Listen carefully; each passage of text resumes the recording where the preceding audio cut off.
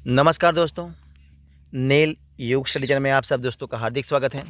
आज हम इस वीडियो में देखने वाले हैं CBSE class number 11 Hindi core NCERT solution. जो टेक्स्ट है उस टेक्स्ट बुक का नाम है आरोह। क्या नाम है? आरोह। और उसी टेक्स्ट में जो दिया है पार्ट नंबर 4 है, चैप्टर नंबर 4 है, यानी कि 4 है, जिसका नाम है विदाई संभाषण। क्या नाम है? विदाई संभाषण। और उसका लेखक है बाल मुकुंद गुप्त। किसने लिखा है? बाल मुकुंद गुप्त ने लिखा है, उसका वो लेखक है। तो दोस्तों, इसी वीडियो में जो सारे प्रश्नों और उनके आंसर के बारे में हम इसी वीडियो में चर्चा करने वाले हैं, तो इस वीडियो को जरूर देखना। स्टार्ट करते हैं वीडियो की। सवाल नंबर 1 देखिए आपके सामने रखा गया है। देखिए क्या है। शिव शंभू की 2 गायों की कहानी के माध्यम से लेखक क्या कहना चाहता है? तो देखिए उनका आंसर है शिव शंभू की 2 गायों की कहानी के माध्यम से लेखक कहना चाहता है कि भारत में बिछड़ने का समय बड़ा पवित्र, निर्मल और कोमल होता है। बिछड़ते समय वैरभाव भुलाकर सब शांत हो जाते हैं और स्वयं को दुख पहुंचाने वाले व्यक्ति के भी बिछुड़ने पर खुश होने की जगह उनके मन में दुख का ही भाव रहता है। इस पाठ में भी बताया गया है कि यह भाव भारत के मनुष्य के साथ पशुओं में भी देखने को मिलता है। शिव शंभू की 2 गाय भी थी, उसमें से एक दूसरी दुर्बल गाय को मारती थी। फिर भी मारने वाली गाय के जाने के दुख में दूसरी गाय ने चारा नहीं खाया था। वो भी उन दोनों की घाट, उन दोनों के बीच प्रेम था, इसी प्रकार का। देखिए अब सवाल नंबर 2 दूसरा है, जिसका देखते हैं सवाल। 8 करोड़ प्रजा के गिड़गिड़ाकर विच्छेद न करने की प्रार्थना पर आपने जरा भी ध्यान नहीं दिया है। यहाँ किस ऐतिहासिक घटना की और संकेत किया गया है? तो देखिए उनका आंसर क्या है। यहाँ बंग भंग की ऐतिहासिक घटना की और संकेत किया गया है। लॉर्ड कर्जन ने क्रांतिकारी घटनाओं को रोकने के लिए कूटनीति अपनाते हुए बंगाल का विभाजन कर दिया। पूर्वी और पश्चिमी बंगाल जनता ने बहुत विरोध किया और प्रार्थना की, परंतु लॉर्ड कर्जन ने अपनी जिद नहीं छोड़ी। यही पूर्वी बंगाल बाद में क्या कहलाया? बांग्लादेश कहलाया। देखिए अब सवाल नंबर 3 आपके सामने रखता हूँ। वो कौन सा है? कर्जन को इस्तीफा क्यों देना पड़ गया? तो उनका आंसर आपके सामने है। लॉर्ड कर्जन को निम्नलिखित कारणों की वजह से इस्तीफा देना पड़ गया। तो पहला है, लॉर्ड कर्जन के बंग भंग के कारण भारतीय उनके विरुद्ध खड़े हो गए।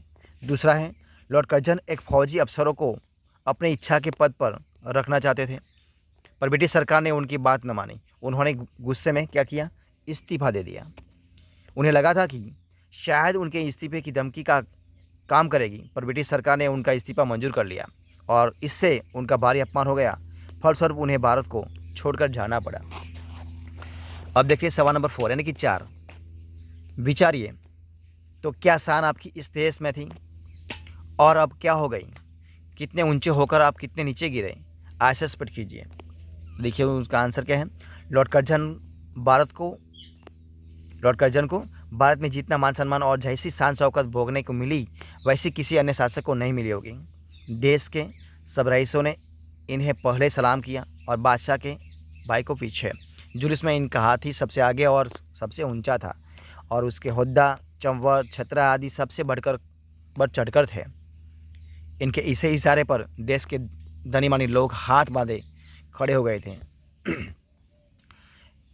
ईश्वर और महाराज एडवर्ड के बाद इस देश में इन्हीं का एक दर्जा था, परंतु इस्तीफा देने के बाद सब कुछ खत्म हो गया।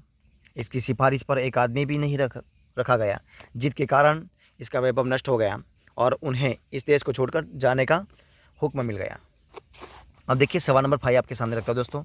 आपके और यहाँ के निवासियों के बीच में कोई तीसरी शक्ति और भी है?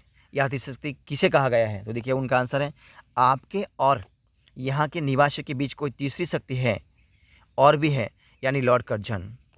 भारत के निवासियों के बीच में तीसरी शक्ति ब्रिटिश सरकार है।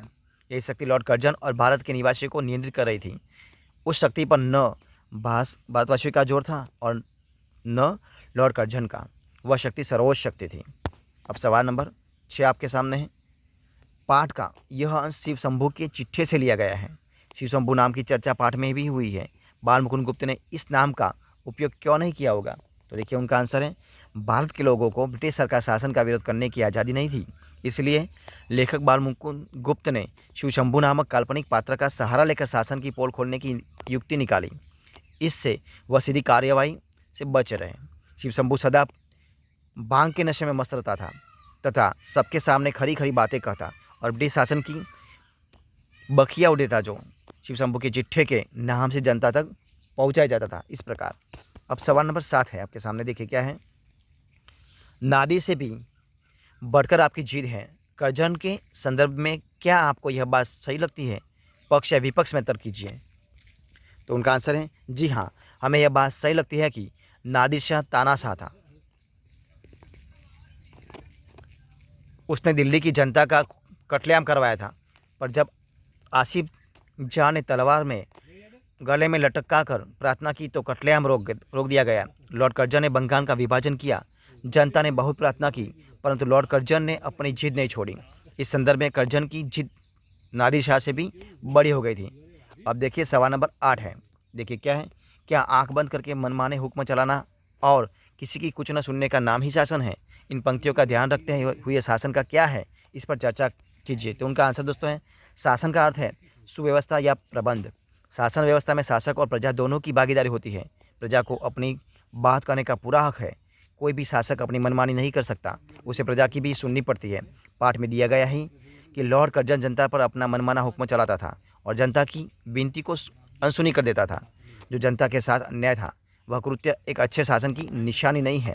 अब दोस्तों इसे देखते हैं, भाषा की बात देखते हैं। तो भाषा की बात क्या है। वे दिन रात यही मनाते थे कि जल्द श्रीमान यहाँ से पधारे। सामान्य तौर पर आने के लिए ये पधारे शब्द का इस्तेमाल किया जाता है। यह पधारे शब्द का क्या अर्थ होता है वो आपको बताना है। तो देखिए, यहाँ पधारे शब्द का अर्थ है, क्या अर्थ है? चले जाए, विदा हो जाए, वो अर्थ निकलता है। देखिए अब दूसरा क्या है। पाठ में से कुछ वाक्य नीचे दिए गए हैं जिनमें भाषा का विशिष्ट प्रयोग भारतेंदु युगिन में हुआ है। उन्हें सामान्य में हिंदी में लिखिए। तो वो क्या है, देखिए आपके सामने पहला है क, आगे भी इस देश में जो प्रधान शासक आए अंत को उनका जाना पड़ा।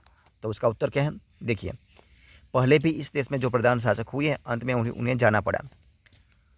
अब दूसरा है, आप किसको आए और क्या कर चले। तो आप किस लिए आए थे और क्या काम करके चले, वो दूसरा है। अब तीसरा है, उनका रखा एक आदमी नौकर न रखा। तो उनके कहने से एक आदमी को नौकर भी न रखा, वो उनका तात्पर्य है। और ग यानी कि 4 नंबर पर है, पर आशीर्वाद करता हूँ कि तू फिर उठे और अपने प्राचीन गौरव और यश को फिर से लाभ करे। पर आशीर्वाद देता हूँ कि तू फिर उठे और अपने प्राचीन गौरव और यश को फिर से प्राप्त करे, वो उनका कहने का तात्पर्य है।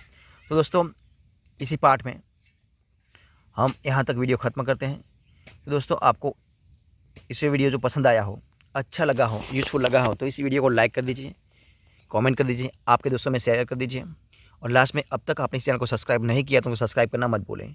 और बगल में जो बेल आइकन दिया है उनको भी आपको प्रेस करना है, यानी कि जब भी मैं नया कोई वीडियो अपलोड करूँ तो सबसे पहले आपको एक नोटिफिकेशन मिल जाएगा और आप वीडियो को देख सकेंगे, उसका लाभ उठा पाएंगे। तो दोस्तों इस वीडियो को फर्स्ट एंड तक देखने के लिए आप सब दोस्तों का बहुत बहुत धन्यवाद।